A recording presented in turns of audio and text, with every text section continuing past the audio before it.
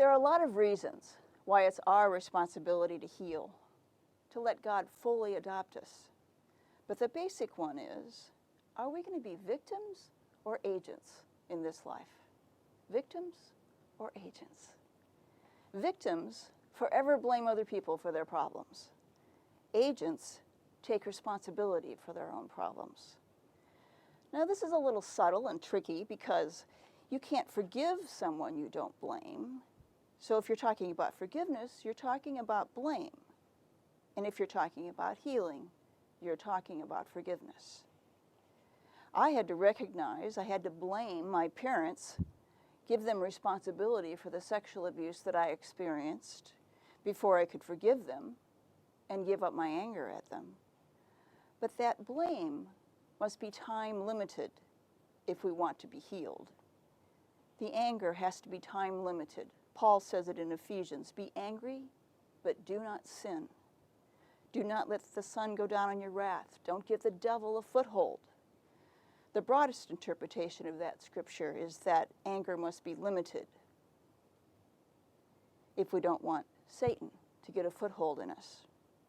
So it's very dangerous to allow anger to continue for a long time, because anger turns into resentment and then to bitterness, and bitterness is an awful fruit.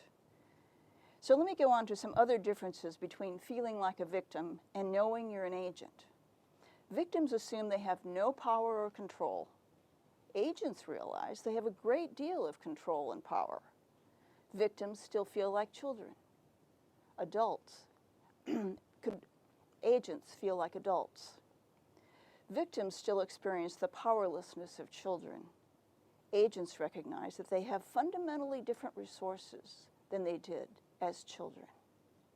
For example, because I was taken advantage of sexually at a very young age, I've carried a general fear of being taken advantage of into adulthood.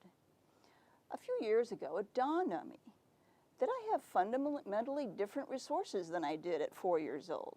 At 4 years old, I didn't have the psychological or physical strength to say no, to resist that exploitation. I was completely in my father's control. As an adult, I do have that power, or I can develop it. I have the cognitive ability to assess the situation, to say this is exploitive. Am I being taken advantage of? Well, yes, I am. Is there any greater reason to allow myself to be taken advantage of in this particular situation? If not, how will I say no to this? I have the emotional strength to resist the guilt I might feel. I have the physical strength to say no. I'm not talking about rape or torture here. I'm talking about everyday situations.